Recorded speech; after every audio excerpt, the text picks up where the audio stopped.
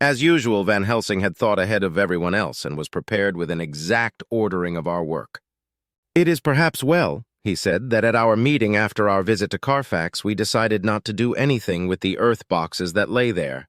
Had we done so, the Count must have guessed our purpose and would doubtless have taken measures in advance to frustrate such an effort with regard to the others. But now he does not know our intentions. Nay, more, in all probability, he does not know that such a power exists to us as can sterilize his lairs, so that he cannot use them as of old. We are now so much further advanced in our knowledge as to their disposition that, when we have examined the house in Piccadilly, we may track the very last of them. Today, then, is ours, and in it rests our hope. The sun that rose on our sorrow this morning guards us in its course. Until it sets tonight, that monster must retain whatever form he now has. He is confined within the limitations of his earthly envelope. He cannot melt into thin air nor disappear through cracks or chinks or crannies. If he go through a doorway, he must open the door like a mortal. And so we have this day to hunt out all his lairs and sterilize them. So we shall, if we have not yet catch him and destroy him, drive him to bay in some place where the catching and the destroying shall be in time sure." Here I started up, for I could not contain myself at the thought that the minutes and seconds so preciously laden with Mina's life and happiness were flying from us, since whilst we talked, action was impossible. But Van Helsing held up his hand warningly. "Nay, friend Jonathan," he said, "in this the quickest way home is the longest way, so your proverbs say. We shall all act and act with desperate quick when the time has come. But think in all probable the key of the situation is in that house in Piccadilly. The Count may have many houses which he has bought. Of them he will have deeds of purchase, keys, and other things. He will have paper that he write on. He will have his book of checks. There are many belongings that he must have somewhere. Why not in this place so central, so quiet, where he come and go by the front or the back at all hour, when in the very vast of the traffic there is none to notice? We shall go there and search that house, and when we learn what it holds, then we do what our friend Arthur call, in his phrases of hunt, stop the earths, and so we run down our old fox, so is it not?" "Then let us come at once," I cried. "We are wasting the precious, precious time." The professor did not move, but simply said, "And how are we to get into that house in Piccadilly?" "Anyway," I cried. "We shall break in if need be." "And your police? Where will they be, and what will they say?" I was staggered, but I knew that if he wished to delay, he had a good reason for it. So I said as quietly as I could, "Don't wait more than need be. You know I am sure what torture I am in." "Ah, my child, that I do, and indeed there is no wish of me to add to your anguish." "But just think, what can we do until all the world be at movement? Then will come our time. I have thought, and it seems to me that the simplest way is the best of all. Now we wish to get into the house, but we have no key. Is it not so?" I nodded. "Now suppose that you were in truth the owner of that house and could not still get in, and think there was to you no conscience of the housebreaker, what would you do?" "I should get a respectable locksmith and set him to work to pick the lock for me." "And your police, they would interfere, would they not?" "Oh, no, not if they knew the man was properly employed." "Then," he looked at me as keenly as he spoke, "all that is in doubt is the conscience of the employer and the belief of your policeman as to whether or no that employer has a good conscience or a bad one. Your police must indeed be zealous men and clever, oh, so clever, in reading the heart, that they trouble themselves in such matter. No, no, my friend Jonathan, you go take the lock off 100 empty house in this your London or of any city in the world. And if you do it as such things are rightly done, and at the time such things are rightly done, no one will interfere. I have read of a gentleman who owned a so fine house in London, and when he went for months of summer to Switzerland and lock up his house, some burglar came and broke window at back and got in. Then he went and made open the shutters in front and walk out and in through the door before the very eyes of the police. Then he have an auction in that house and advertise it and put up big notice.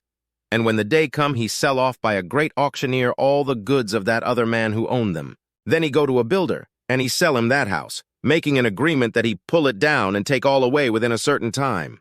And your police and other authority help him all they can. And when that owner come back from his holiday in Switzerland, he find only an empty hole where his house had been. This was all done en règle, and in our work we shall be en règle too. We shall not go so early that the policemen, who have then little to think of, shall deem it strange. But we shall go after 10 o'clock, when there are many about, and such things would be done were we indeed owners of the house. I could not but see how right he was, and the terrible despair of Mina's face became relaxed a thought. There was hope in such good counsel. Van Helsing went on.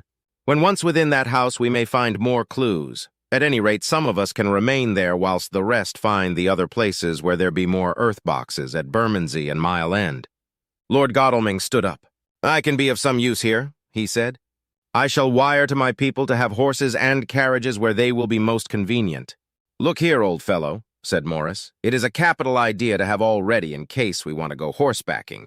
But don't you think that one of your snappy carriages with its heraldic adornments in a byway of Walworth or Mile End would attract too much attention for our purposes? It seems to me that we ought to take cabs when we go south or east, and even leave them somewhere near the neighborhood we are going to. Friend Quincey is right, said the professor. His head is what you call in plane with the horizon. It is a difficult thing that we go to do, and we do not want no peoples to watch us if so it may. Mina took a growing interest in everything, and I was rejoiced to see that the exigency of affairs was helping her to forget for a time the terrible experience of the night. She was very, very pale, almost ghastly, and so thin that her lips were drawn away, showing her teeth in somewhat of prominence. I did not mention this last, lest it should give her needless pain, but it made my blood run cold in my veins to think of what had occurred with poor Lucy when the Count had sucked her blood. As yet there was no sign of the teeth growing sharper, but the time as yet was short, and there was time for fear. When we came to the discussion of the sequence of our efforts and of the disposition of our forces, there were new sources of doubt. It was finally agreed that before starting for Piccadilly we should destroy the Count's lair close at hand. In case he should find it out too soon, we should thus be still ahead of him in our work of destruction, and his presence in his purely material shape and at his weakest might give us some new clue. As to the disposal of forces, it was suggested by the professor that, after our visit to Carfax, we should all enter the house in Piccadilly, that the two doctors and I should remain there, whilst Lord Godalming and Quincey found the lairs at Walworth and Mile End and destroyed them. It was possible, if not likely, the professor urged, that the Count might appear in Piccadilly during the day, and that if so, we might be able to cope with him then and there. At any rate, we might be able to follow him in force. To this plan I strenuously objected, and so far as my going was concerned, for I said that I intended to stay and protect Mina, I thought that my mind was made up on the subject. But Mina would not listen to my objection. She said that there might be some law matter in which I could be useful, that amongst the Count's papers might be some clue which I could understand out of my experience in Transylvania, and that, as it was, all the strength we could muster was required to cope with the Count's extraordinary power. I had to give in, for Mina's resolution was fixed. She said that it was the last hope for her that we should all work together. As for me, she said, I have no fear. Things have been as bad as they can be, and whatever may happen must have in it some element of hope or comfort. Go, my husband. God can, if he wishes it, guard me as well alone as with anyone present. So I started up, crying out, Then in God's name let us come at once, for we are losing time. The Count may come to Piccadilly earlier than we think. Not so, said Van Helsing, holding up his hand. But why? I asked. Do you forget, he said with actually a smile, that last night he banqueted heavily and will sleep late? Did I forget? Shall I ever, can any of us ever forget that terrible scene? Mina struggled hard to keep her brave countenance, but the pain overmastered her, and she put her hands before her face and shuddered whilst she moaned. Van Helsing had not intended to recall her frightful experience. He had simply lost sight of her and her part in the affair in his intellectual effort. When it struck him what he said, he was horrified at his thoughtlessness and tried to comfort her. Oh, Madam Mina, he said, dear, dear Madam Mina, alas, that I of all who so reverence you should have said anything so forgetful. These stupid old lips of mine and this stupid old head do not deserve so. But you will forget it, will you not? He bent low beside her as he spoke. She took his hand and, looking at him through her tears, said hoarsely, No, I shall not forget, for it is well that I remember, and with it I have so much in memory of you that is sweet that I take it all together. Now you must all be going soon. Breakfast is ready, and we must all eat that we may be strong. Breakfast was a strange meal to us all. We tried to be cheerful and encourage each other, and Mina was the brightest and most cheerful of us. When it was over, Van Helsing stood up and said, Now, my dear friends, we go forth to our terrible enterprise. Are we all armed as we were on that night when first we visited our enemy's lair? armed against ghostly as well as carnal attack, we all assured him. Then it is well. Now, Madam Mina, you are in any case quite safe here until the sunset, and before then we shall return, if we shall return. But before we go, let me see you armed against personal attack. I have myself, since you came down, prepared your chamber by the placing of things of which we know, so that he may not enter. Now let me guard yourself. On your forehead I touch this piece of sacred wafer in the name of the Father, the Son, and—" There was a fearful scream which almost froze our hearts to hear. As he had placed the wafer on Mina's forehead, it had seared it, had burned into the flesh as though it had been a piece of white-hot metal. My poor darling's brain had told her the significance of the fact as quickly as her nerves received the pain of it, and the two so overwhelmed her that her overwrought nature had its voice in that dreadful scream. But the words to her thought came quickly. The echo of the scream had not ceased to ring on the air when there came the reaction, and she sank on her knees on the floor in an agony of abasement.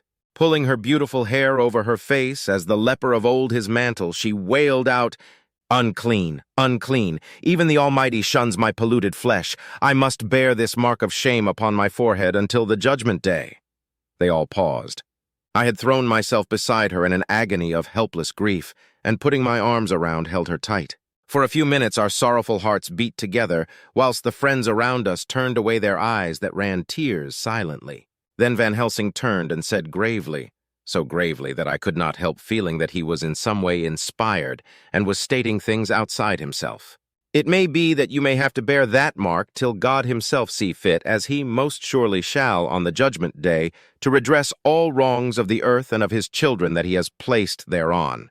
And, oh, Madam Mina, my dear, may we who love you be there to see, when that red scar, the sign of God's knowledge of what has been, shall pass away and leave your forehead as pure as the heart we know. For so surely as we live, that scar shall pass away when God sees right to lift the burden that is hard upon us. Till then we bear our cross as his Son did in obedience to his will. It may be that we are chosen instruments of his good pleasure, and that we ascend to his bidding as that other through stripes and shame, through tears and blood, through doubts and fears, and all that makes the difference between God and man.